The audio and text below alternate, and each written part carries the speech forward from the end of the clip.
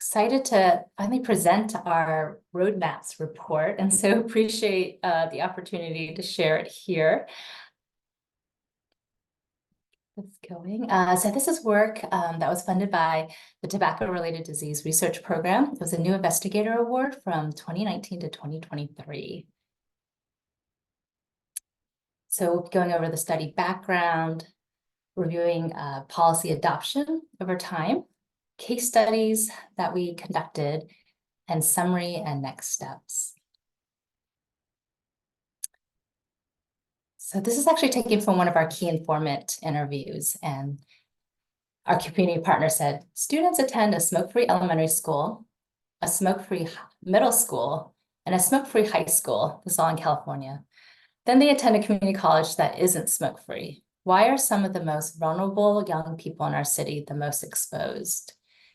And so with this, thinking about our California community college system, across 116 campuses, they serve more than 2 million students, and it's a quite diverse student population representing people, students of different color, sexual and gender minority, students with disabilities, and students who are veterans. So when you think about this in promoting health and healthy environments across the life course, you want to create these conditions for them. And so if they're already exposed to these smoke-free environments, and then all of a sudden in young adulthood, oftentimes when these young adults are in college, all of a sudden if they have these not smoke-free environments, what are we exposing them to? Young adulthood is a unique period for development and independence. And so thinking about what they are learning and adopting or engaging in during this time could extend into later adulthood and older adulthood and have risk for long-term health consequences. And so I really appreciate the social determinants of health framework and thinking about this work and where policies could live. And so, how we can create these healthy environments through having access to services, safe neighborhoods, housing. This also links back up to policy. And so when we think about the college system, having that 100% smoke or tobacco-free campus policy is a goal, or should be a goal. And so I think a lot of this has been said earlier today too, but thinking about what tobacco use is one of the leading substances among community college students, and daily smoking is more prevalent in community college students than four-year colleges. The morning session from the Texas college students was quite interesting, and where it showed like any cigarette or tobacco use was higher for four-year students. But when you look at the frequency or like the intensity of how much they're using, it's actually showing that community college students have that higher risk. And I'm thinking about, again, what does a campus policy have? It creates that environment that can increase anti-tobacco norms, reduces smoking and secondhand exposure, and supports cessation efforts. And so community colleges in California, they were actually one of the first to adopt a smoke-free policy back in 2004. And this was even before American College Health Association recommended that colleges be 100% smoke-free in 2009. And so as we go through this timeline, community colleges in California were leading the way in having these policies even before the UCs adopted it in 2012. Unfortunately, in 2016, Governor Brown vetoed a bill that would have unilaterally passed smoke-free policies across all public schools, including community colleges. And following that, California State University had a top-down approach and implemented 100% smoke and tobacco-free policy across all their campuses. But since then, in 2017, only a third of California community colleges were 100% smoke and tobacco-free. And as we go through these next couple of years, there have been efforts from the Chancellor's Office and from the Student Senate to recommend and adopt resolutions, but there has been no mandate across the system. And so by last year, only 2/3 of, we still have 1/3 that still need to be smoke and tobacco free. So 66% of community college campuses as of last year were smoke and tobacco free.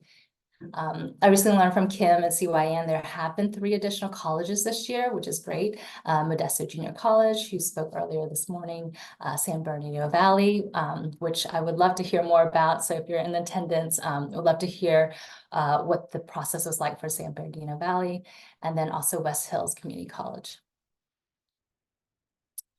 And so visually, just looking at across the state, the dots here represent the colleges and if they are smoke or tobacco free. So red meaning they were not. And so back in 2008, definitely a lot more red dots across our state.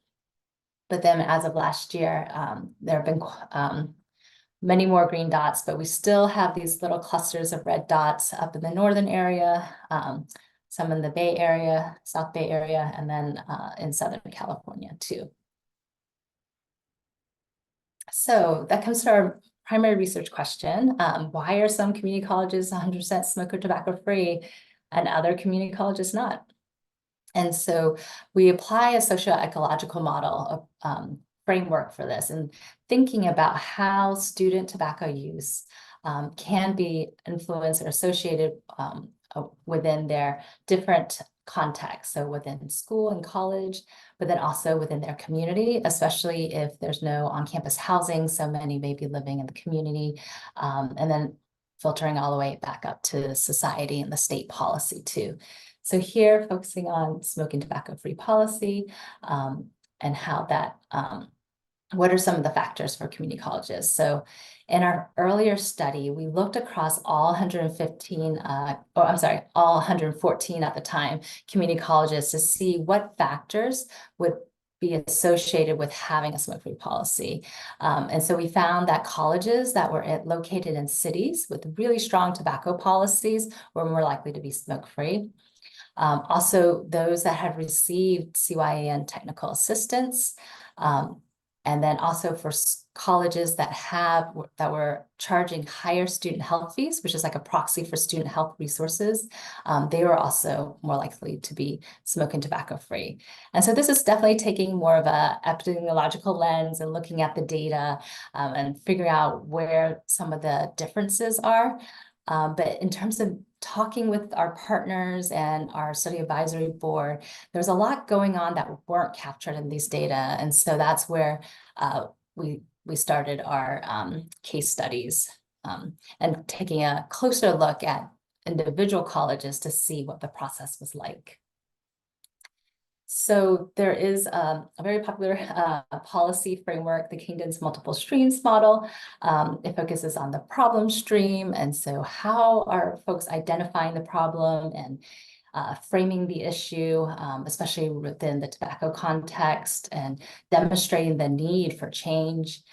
We also have the policy stream and identifying like what's feasible, what's the current policy context like, and what's the health benefits or public health impact from that. And then finally, the political will. And so being able to get that support and pushing it forward. And so the idea with this multiple streams is that when they all converge, there's that magical window of opportunity, and that leads to policy change. But some of this is missing some of the context that I think would push some of these community colleges forward. And so we also wanted to look at, well, you know, for these community colleges, is it that simple about identifying a problem? Perhaps it's more about what resources are available, their readiness to move forward, and the existing partnerships they may have. So in our case studies, we were really interested in looking at, you know, within the college campus, what were the health resources? How about the context, the greater community context? Are they in urban or rural?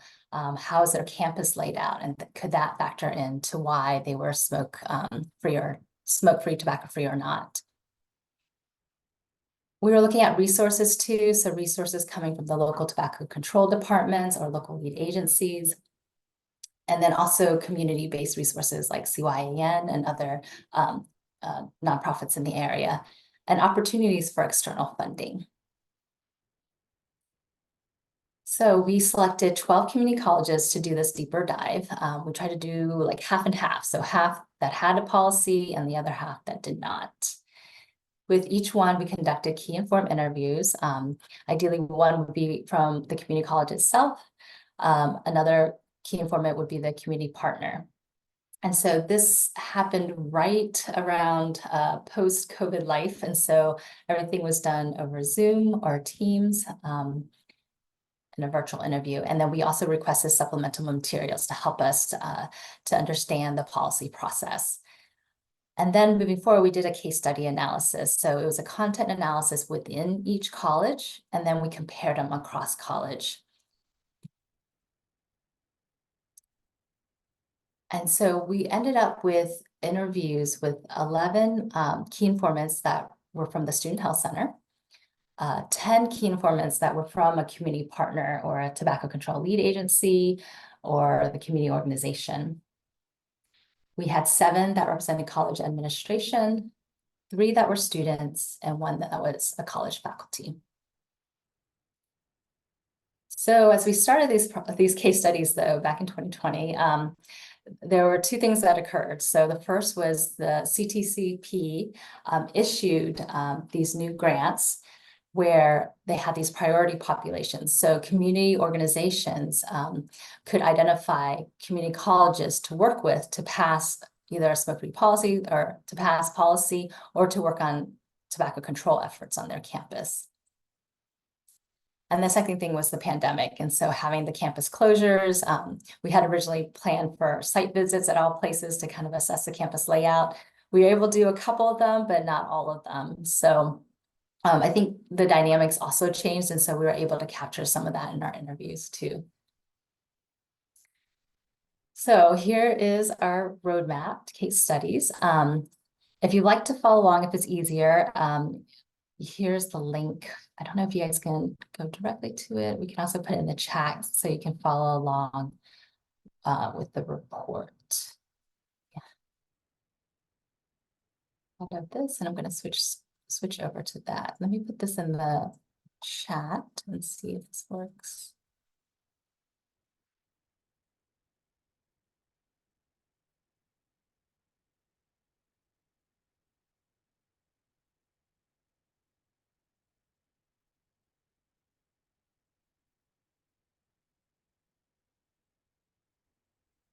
I may ask him. Yeah, Camelia, I can drop it in there. Okay, thank you. I don't think I have access to everyone. Okay, so here is a preview of our roadmaps. Let me go to the beginning. We're really excited. This was such a great idea to create a report that kind of documented all the processes and figuring out what worked well for some college campuses and what didn't. I also have to thank Ohlone College and the co-I on this, Sang-Ling True. She brought on some amazing students who helped us put this report together in terms of digging in and doing the content analysis for the case study. And then to the team at ARG, Dustin and Diane, who helped to create these interactive maps. So as you go in, you can feel free to play around with it. I'm going to go through and walk through 2 colleges to kind of give you a flavor of what we found.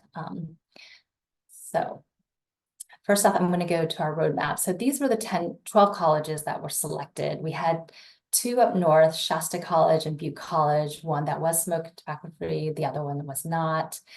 So we try to create like a parallel one. So we have like a sister college to compare to. We had Feather River and Columbia. These were our colleges we identify as rural, just to capture if there were differences for rural colleges versus the rest of them that were suburban and urban. In the Bay Area, we have City College of San Francisco and Skyline College. During the time, at the start of the study, Skyline College was not smoke and tobacco free, but when we finished, they were. So it was kind of a real case study, yes, and we got to capture that policy process as we went through it. Merced and Allen Hancock represented our central region colleges. In LA, we had Pierce College and Pasadena City College. And our final 2 in Southern California was San Bernardino Valley and Santiago Canyon College. So again, if San Bernardino Valley, we would love to hear the end of the story because we only got the first part of it where we left off in 2022. There was still not a policy passed, but we have heard great news that that San Bernardino Valley is now smoke and tobacco free. So jumping in, just to give you kind of an overview, I'm going to use Alan Hancock. So for each case study, we have kind of introduction about the college, some of the demographics and background. Then we go through the roadmaps. And so again, these were from our key informant interviews and any policy materials. We were really interested in the key players here. So keep an eye out on these icons. So we try to capture where students were involved, staff and faculty, student health centers, a community partner or a local tobacco control agency, and any other coalitions or other groups that might have come up. We also found differences by whether you're a single college district versus a multi-college district. So that's also indicated here on the map. And then if you're an urban, suburban, or rural. And so we have the starting time all the way to when the study ends. And so we finished collecting data in December of 2022. The next page highlights some of those contexts I was talking about by school and policy. So we included the student population, is it a mid-size, small-size college, some of their academic achievements here, the campus resources, external resources, and also the tobacco landscape. And so are they in an area that has good tobacco control policies or not? And what was the prevalence for tobacco use? We also highlighted some of the challenges that we heard for passing a policy adoption, but also some of the key strategies as well. And so we end the case study with some of our key takeaways for that individual college. So I'm going to go through, I'm going to showcase Skyline College and Columbia College, a little bit more detail. So when we started this project, a lot of our partners were through the Health Services Association for California Community Colleges. And they're a group that oversees student health services. Many of them are directors or nurses or staff. And so we got a lot of connections through student health. So in going through most of the colleges, usually it was a student health center that was leading the smoke and tobacco-free policy work, but it wasn't always the case. And that's what happened with Skyline College. They actually started off with a designated smoking area. They passed policy on that. But then they were able to shift into, oh, let me pause. So they started off designated smoking area, but just to give a little background too, so Skyline is in San Mateo County, which is right around the Bay Area near the San Francisco airport. About 38% are Asian American Pacific Islander students and 31% are Hispanic Latinx. And the smoking prevalence around this area is lower than compared to the state. Yet they were still not smoking tobacco-free when we started this study. One of the key things that we found was that the San Francisco Community Health Center, they received the CTCP grant in 2018 and identified Skyline as a potential group to work with to pass smoking tobacco-free policy. And so that's where the story really began for us. So in going in through their roadmap, we found out, some of the work started in way back in the 2010s, where the first policy we found was that they passed in designated smoking areas in 9 locations on campus. They hit a road bump where they tried to pass tobacco-free policy, but it didn't happen. And this was initiated by the staff and faculty. And so here comes a big opportunity where San Francisco Community Health Center receives a grant and also partners up with a student group, the Sexuality and Gender Alliance, SCAGA, and a faculty partner in the sociology department to move forward in organizing the campus and providing education. So you can see through that partnership with an external partner and also with the faculty and student group, they got a bunch of opportunities for engagement. They collected data to support the policy. They were hosting education and classroom presentations. And then COVID hit, but still they were able to keep going.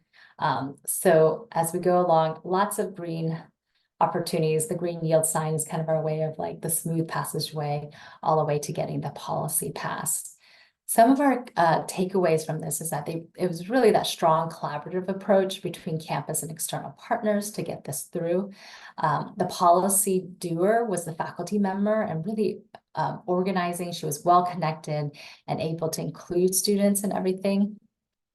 Their framing of the issue using a social justice slant, and also ensuring that the policy wasn't punitive. We thought that those were also key elements and represented the vision and the values of Skyline College. Now, Skyline College is a multi-district campus. It also included Canada College and San Mateo College. And before they passed the policy, that was something they also worked on together to get the other sister colleges involved. So then when the policy passed, it was a district measure that passed all the way through. I'm going to go now to one more example, and this is with Columbia College. So Columbia College is located in Sonora near Yosemite. They are also a multi-campus district. About 69% of the students are white, and then followed by 20% that are Hispanic Latinx. So the community around Columbia College does have a higher adult smoking prevalence rate compared to the state. And they had poor city policies. So when we started this, we got connected to Columbia College through their student health center director. And she was a staunch advocate for policy. She's been there a long time and really knew the campus and knew all the key players.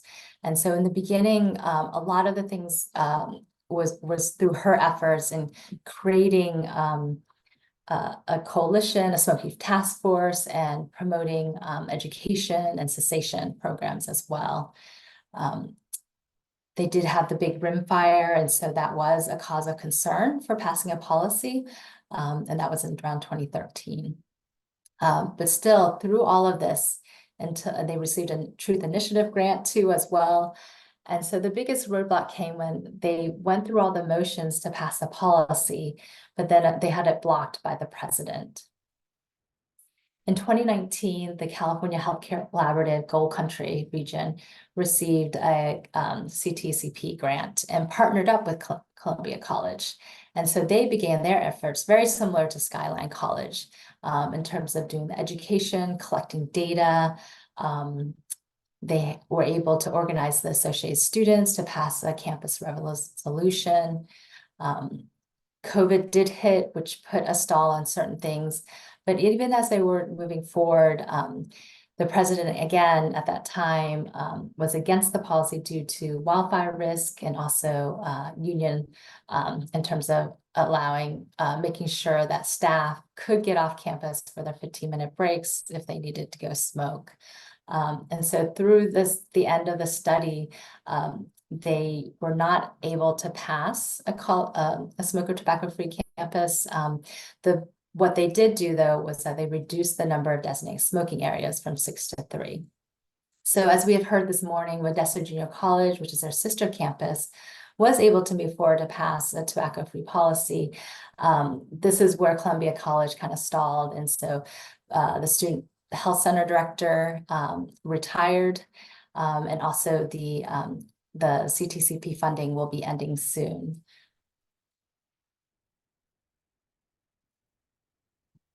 Go back to our key takeaways, but feel free if there's any questions about our report or as you're accessing it, please feel free to put it in the chat.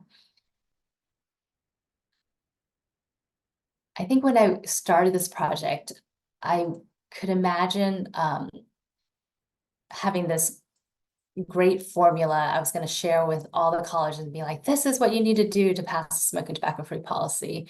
And that wasn't the case. I think in lessons learned through these 12 examples that each path each college did it in a different way. So I also learned a lot about community college systems through the partners here. So I have much to be thankful for because I did not know anything about how to even pass a policy when I started this study. So the community college system is quite unique in terms of having that shared governance process and being able to navigate that. And that was something key for all the community partners coming into colleges to understand. How do you get this policy through?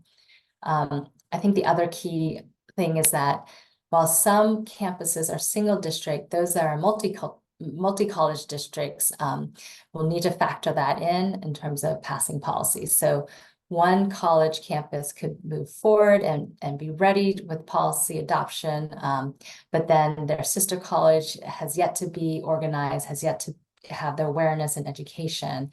And so the timing is off there.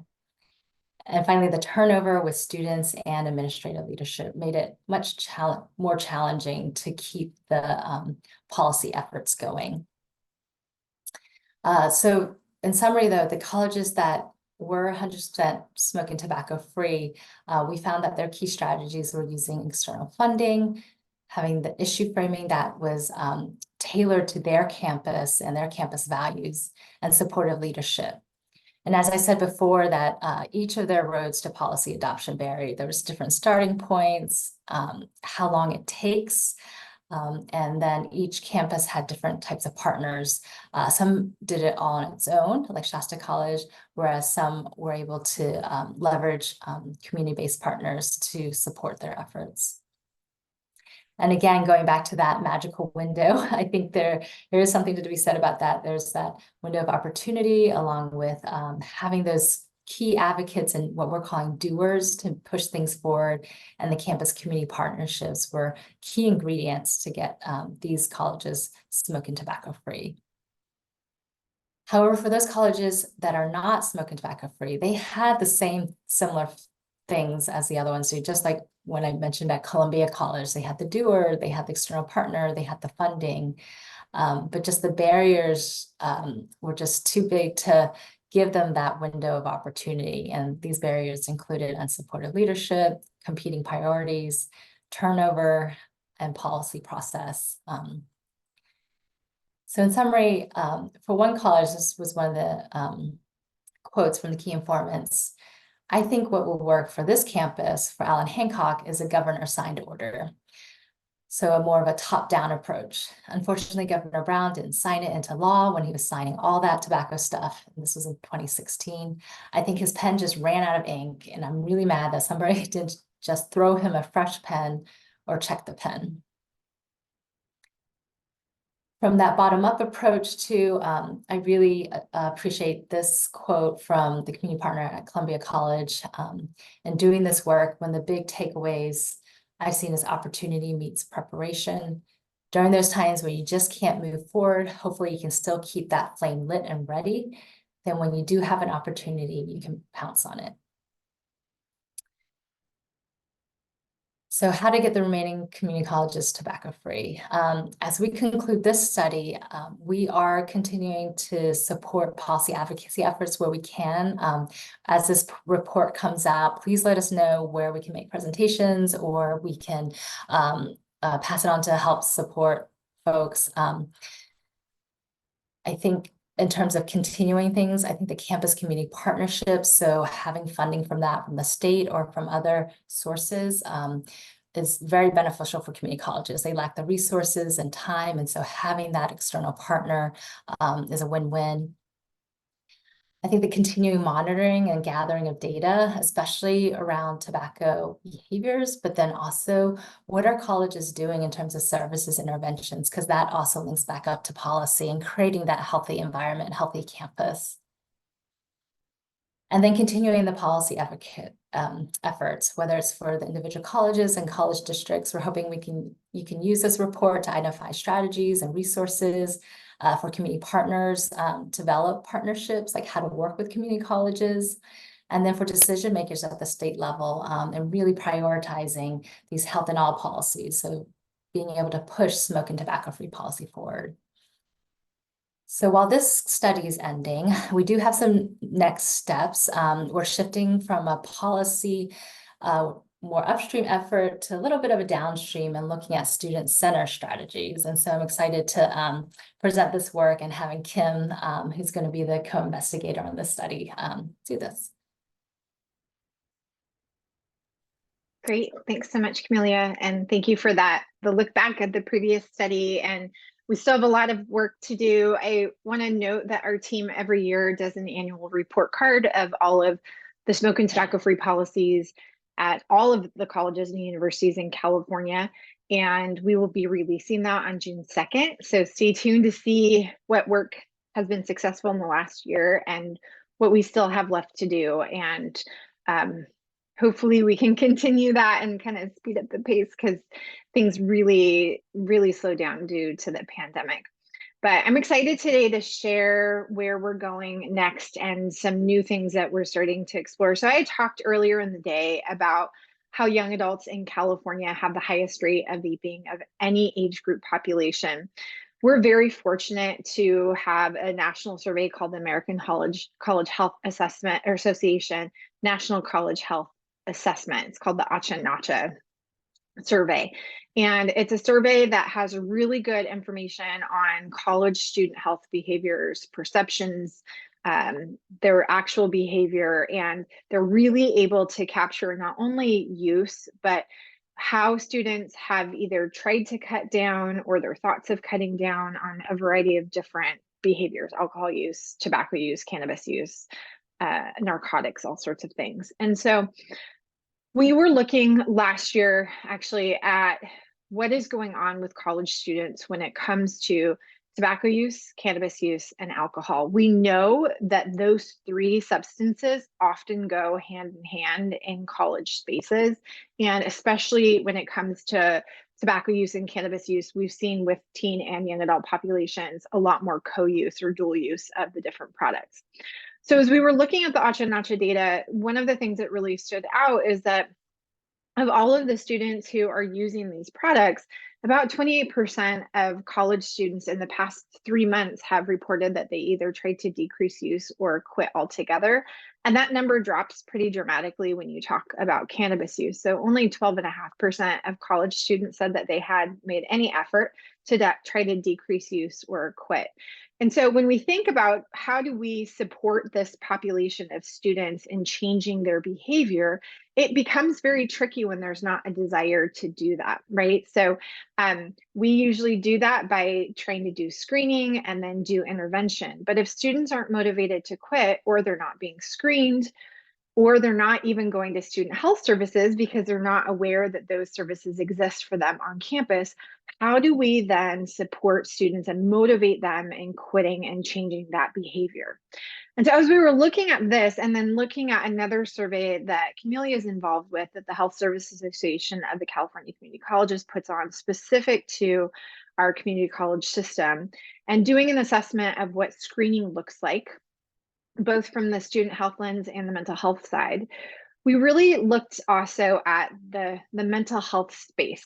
There's a lot more funding recently in California, thankfully, to try to increase access for young people and adults to get care for mental health, to get counseling. There's funding that's going into K-12 schools, and there's also significant funding going to the community college system. And when students were asked at the national level if they were experiencing a problem, would they get support from a mental health professional on campus? And over 76% of students said yes, they would. So that really generated this question from our partnership, Camelia and I, in saying we all work very closely together, and we're having a conversation and looking at, okay, if we're doing screening in student health, but not as many students are accessing student health, is there an opportunity to do screening and intervention through mental health services if more students are likely to get care from a counselor on campus? And so with that, we were really excited to put together a proposal that we submitted to the Tobacco-Related Disease Research Program. They are a project at the UC Office of the President that receives funding from our tobacco tax dollars in California. But more recently, the UC system through Tiered ERP received funding from the Juul settlement dollars that California won in April of 2023. It was the largest settlement. California received the largest settlement of any state in the lawsuits against Juul. And part of that settlement was that the funding has to go to do education, research, and enforcement, but have a youth and young adult lens. Because again, the vaping epidemic, and as I talked about earlier today, youth who are now young adults. And so TRDRP put a youth cessation fund, and they're allocating the funding from the settlement funds to be able to fund research associated with youth cessation. And we're very excited because our proposal, that is a collaborative project between Camelia and her team at ARG and our team at CYN, was awarded a 2-year partnership agreement as part of the settlement funding. And so this is the team. It's a great team that we have between both our team at CYN and ARG. As noted, this is a community-based participatory research project. So CYN is acting as a community partner and ARG is acting as a research partner. So from our team, I will be working alongside my colleagues, Caitlin, who, if you saw on Tuesday, Caitlin did a webinar on all of our digital media efforts to reach youth and young adults. She does amazing work with facilitating listening sessions and translating our findings into educational materials and digital media to try to motivate and support young people in quitting. And then our colleague, Jocelyn Rodriguez, who, if you've done any work with us, have probably seen Jocelyn, because she is the one that makes everything work for everything that we do. Couldn't do this work without Jocelyn. So we're very excited to be working collaboratively with Camelia and her team, Yu Yi, who is the lead statistician who will be working on this, as well as Colleen Barrett, who is the research associate.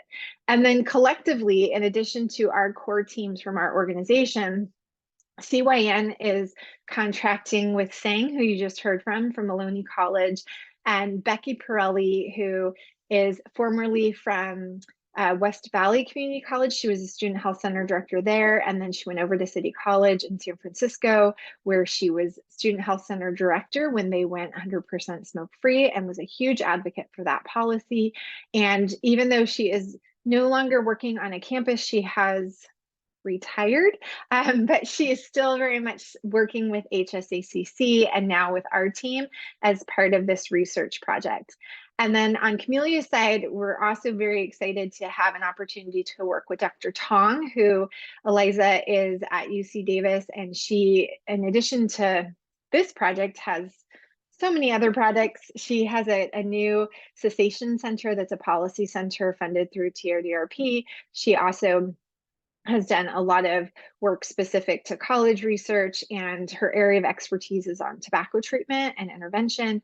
And Dr. Dev, who is also at UC Davis, who we've had the pleasure of doing work with our students. She was so amazing in working with our student partners in COUGH and publishing findings from a young adult tobacco use survey that they collected during the pandemic.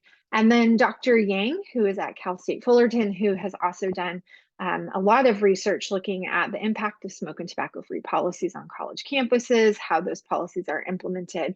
And so it's a great group of researchers who are all coming together to identify if we can find some synergy in screening and intervention between student health and mental health. And with that, some of the things that we're really excited about with this unique study, the first is that we have an opportunity to hire 6 student research assistants. We will be recruiting 3 students from Maloney College and 3 students from Allen Hancock.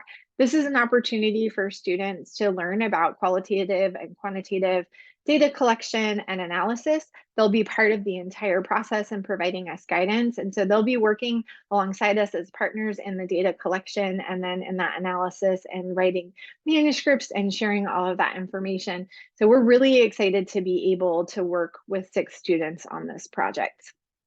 And then in addition to that, we have an amazing advisory board. The advisory board is 11 people strong. We have about a third of the advisory board are community college students. Finn, who you heard speak earlier today, he is on the advisory board, and we're so excited to have his perspective, especially coming from a campus that just went smoke and tobacco free.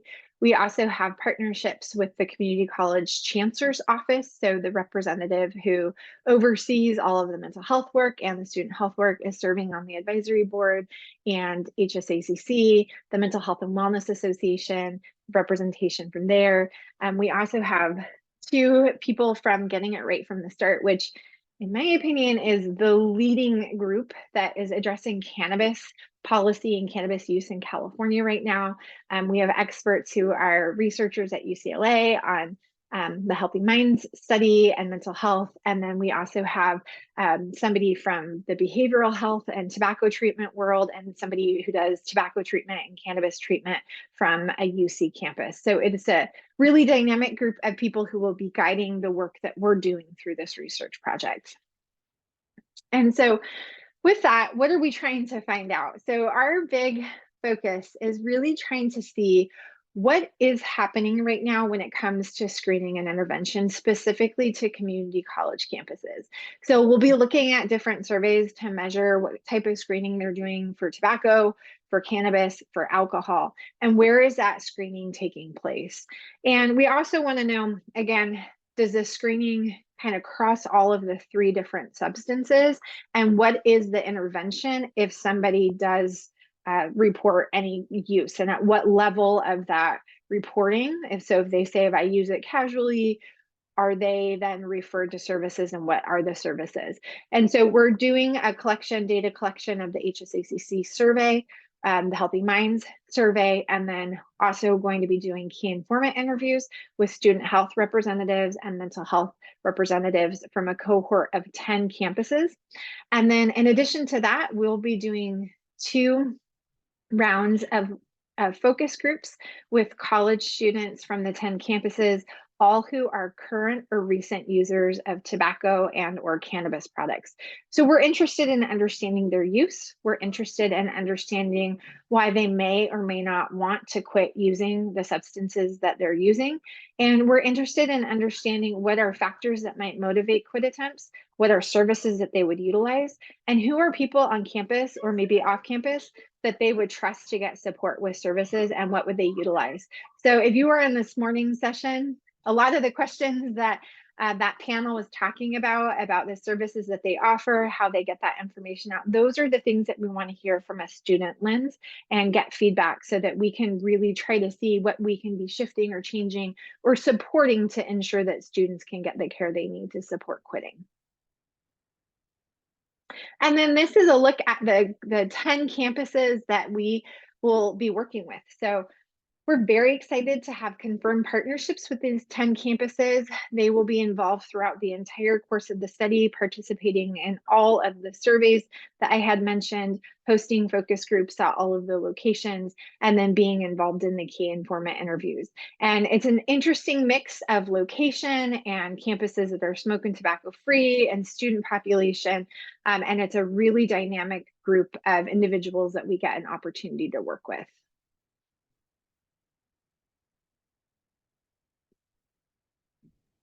Thanks, Kim. I'm super excited for this next couple years in working with Kim and CYAN. But not to say, I do want to acknowledge those that really supported me. Again, this was a new investigator award from TRDRP. And so I had such an amazing mentorship and across the board from all of these people here. We have the ARG team, especially Dustin and Diane, and supporting the dissemination too. And then the thoughtful partnership from Sang and Aloni, Eliza at UC Davis. And then, of course, these 3 folks at the bottom right, these were the student researchers that I learned a lot from. Carissa Samuel was the one that created the skeleton for our roadmaps, and that just dug in, and I was so impressed by her meticulousness. And then Satari and Lynn was also helping us out in terms of all the qualitative coding. They have since moved on to bigger and better things, but I do have to put in a plug. They came together to do a manuscript on student engagement processes for smoke and tobacco-free policy. So if you need a copy of that article, please let me know too.